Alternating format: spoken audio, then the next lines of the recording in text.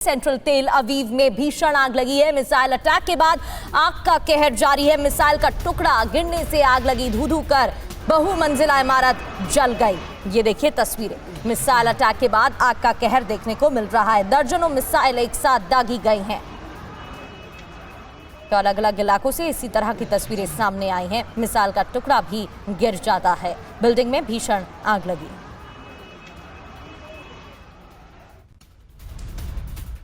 और तेल अवीव में एक और विध्वंसक हमला हुआ है। ईरानी हमलों से तेल अवीव लगातार दहल रहा है। तेल अवीव में कई जगहों पर आग की लपटें दिखी हैं। ये देखिए एक और तस्वीर इजराइल की कमर्शियल कैपिटल तेल अवीव से सामने आई है, जहां पर ईरानी हमलों के बाद एक बड़ा इलाका आग की चपेट में नजर आ रहा है और धुएं का गुबार आसमान तक पहुंच रहा है।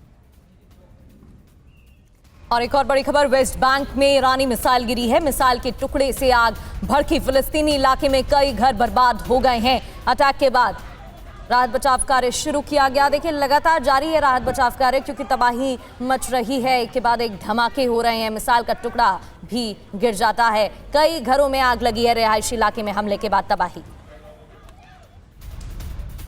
और अमेरिका इजराइल के तेज होते हमले से ईरान बौखलाया हुआ है। सेंट्रल इजराइल में क्लस्टर बम की बौछार कर दी ईरान ने। ये देखिए तस्वीरें।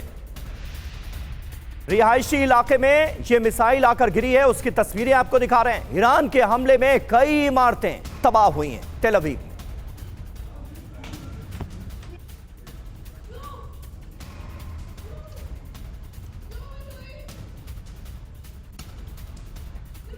ईरान के हमले में इजरायल डिफेंस फोर्सेस के कमांडर की मौत की खबर है। आईडीएफ कमांडर के घर पर मिसाइल गिरी और इस दौरान आईडीएफ कमांडर की मौत की खबर। हमले के वक्त घर में मौजूद थे आईडीएफ कमांडर और इस दौरान उनकी मौत की खबर सामने आ रही है। तो लगातार हमले जारी हैं और ईरान के हमले में आईडीएफ कमांडर की मौत की जानकारी मिल रही है। विक्रमजीत सर, जिस तरीके से हमले हो रहे हैं, एक सवाल इस बीच ये भी, क्योंकि मुस्तबा खामनेई सामने नहीं आ रहे हैं, जिनको लेकर डोनाल्ड ट्रंप ने ताजा बयान दिया कि या तो वो आत्मसमर्पण कर दें या तो गंभीर रूप से घायल हैं, और क्योंकि सामने नहीं आ रहे हैं तो हो सकता है मौत हो गई है। तो कहीं ऐसा तो नहीं ईरान को शक है या डर है, जिस तरीके से टॉप लीडरशिप का खात्मा हुआ, अगर मुस्तबा खामनेई सामने आते हैं तो फिर उनके साथ भी कुछ वैसा ही हो सकता है? बिल्कुल सही प्रगति जी। पहले ही दिन जब आपने खमीनी को निकाल दिया था, 28 फरवरी की बात हो रही है, तो ये करना उनके लिए कोई बड़ी बात नहीं है। तो पर ये बयान भी एक थोड़ा आश्चर्यजनक वाला बयान है कि शायद वो नहीं। मुझे लग रहा है ट्रंप अभी इंफॉर्मेशन वॉरफेयर या एक नैरेटिव बिल्ड करने की कोशिश कर रहे हैं, क्योंकि अब वो सारे एवेन्यूज ट्राई कर रहे हैं। वो दूसरे देशों को बोल रहे हैं कि आप आइए हॉर्मुज़ में हमारे साथ आइए। वो उनको एक्चुअली कोई ऐसी हेल्प या मदद नहीं चाहिए। वो चाह रहे हैं कि सबको इन्वॉल्व कर लें, ताकि कल को कोई उनको अकेले ना पिन पॉइंट कर पाए कि आपने जी वहाँ पे मरीन कमांडो भेजे, आपने वहाँ पे जो है एस्केलेशन किया। तो वो सबको बुला रहे हैं, जबकि ज़रूरत भी नहीं है, क्योंकि उनको तो जो पैसे चाहे वो दे ही रहे हैं ईरान। तो ये एक तरह से मुझे नैरेटिव लग रहा है जो वो बिल्डअप करना चाह रहे हैं, पल्स देखना चाह रहे हैं। ऑब्वियसली उनके पास इंटेलिजेंस तो है ही कि अभी लीडरशिप की क्या सिचुएशन है, वो कहाँ है, पल पल की इंटेलिजेंस रहती है, लेकिन ये एक बस एक नैरेटिव है। और दूसरी मैं आपको बात बताना चाह रहा हूँ, जो हॉर्मुज़ की हम तब से बात कर रहे हैं प्रगति जी, ये जैसे मैंने कहा ये किसी की प्राइवेट जागीर नहीं है। ये ओमान और ईरान के बीच में शेयर टेरिटरी है, क्योंकि उनके टेरिटोरियल वाटर्स में आता है जी। तो अभी वहाँ पे मरीन कमांडो भेज के वो क्या मतलब प्राप्त करना चाह रहे हैं? ट्रंप ये प्राप्त करना चाह रहे हैं कि जो ईरान वहाँ पे ब्लॉकेड लगाए बैठा है, सो कॉल्ड ब्लॉकेड, क्योंकि फ्रेंडली कंट्रीज को तो अलाउ कर रहा है, उनको वहाँ से खदेड़े, पीछे करे, और जो अमेरिकी और इजरायली और उनके जो सहयोगी देश हैं उनके टैंकर्स को आने दे। आपने देखा होगा कि इंडियन नेवी ये एक अहम रणनीति है जिसका आप जिक्र कर रहे हैं, जिसकी आप बात कर रहे हैं। मनीष के पास मुझे जाना है। तेल अवीव से लगातार वो हमारे साथ बने हुए हैं और वहां पर खतरा भी काफी है। थोड़ी देर पहले सायरन भी बजे थे।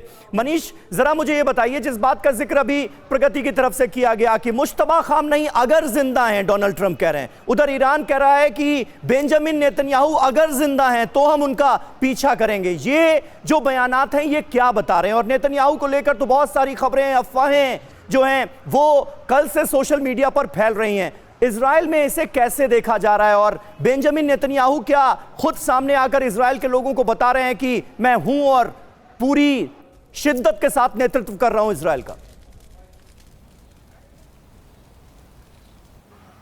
देखिए, जहाँ तक इजराइल के प्रधानमंत्री बेंजामिन नेतन्याहू का सवाल है तो वो सुरक्षित हैं और वो आधिकारिक कामकाज में भाग ले रहे हैं, इसमें कोई दो राय नहीं है। क्योंकि चूंकि जंग का समय है तो बार बार दूसरे साइड की तरफ से भी इस तरह की बातें की जाती है कि हमने टारगेट किया और हमने जो है सो बदला ले लिया है, लेकिन ऐसी बात अभी तक नहीं है। और मुझे लगता है हो सकता है कि आज किसी ऑफिशियल कार्यक्रम में आपको बेंजामिन नेतन्याहू सार्वजनिक तौर पर दिख भी जाए। जो रही बात मुस्तफा खामनेई को लेकर, तो देखिए, पहली बात तो यह है कि सीनियर खामनेई की तुलना में मुस्तफा खामनेई इस वक्त एक मिलिट्री लीडर के तौर पर दिखाई दे रहे हैं। सीनियर खामनेई एक रिलीजियस लीडर के तौर पर, सुप्रीम लीडर के तौर पर वो दिखते थे कि चाहे वो जुमे की नमाज का वक्त का समय हो या कोई इस तरह की रैली, जैसे 2 दिन पहले जो रैली हुई थी, तो जो सीनियर खामनेई थे वो ऐसी रैलियों में पार्टिसिपेट करते थे। चूंकि उस रैली में ईरान के प्रेसिडेंट आए, ईरान के NSA रहे, विदेश मंत्री रहे, लेकिन किसी ने मुस्तफा खामनेई को नहीं देखा। तो वैसी स्थिति में सबको यह आशंका है कि या तो वो गंभीर तौर पर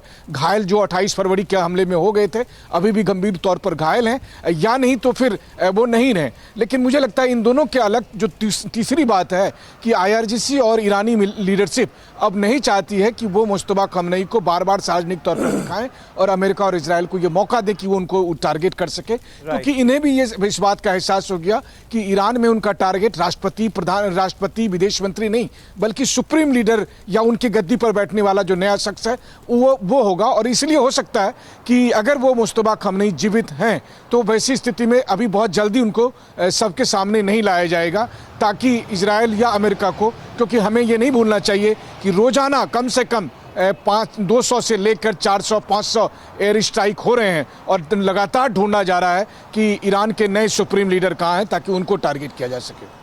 बिल्कुल, बहुत बहुत शुक्रिया मनीष, आपका हमारे साथ जुड़ने के लिए। और आप पूरी तरह से सुरक्षित रहें, आपकी सुरक्षा जो है वो हम सब के लिए, TV9 भारतवर्ष की पूरी टीम के लिए सबसे बड़ी प्राथमिकता है। बहुत बहुत शुक्रिया आपका इन जानकारियों के लिए। सीधे तेल अवीव से और एक और बड़ी खबर, यूरेनियम को लेकर ईरानी विदेश मंत्री ने बड़ा दावा किया। ईरान ने कभी बॉम्ब बनाने की बात नहीं कही, ये अब्बास अराक्ची की तरफ से बड़ी बात कही गई। ईरान के पास 440 किलो 60% संवर्धित यूरेनियम है। अब्बास अराक्ची का बयान, हम संवर्धित यूरेनियम देने के लिए तैयार थे, ये भी बात उन्होंने अपने बयान में कही है।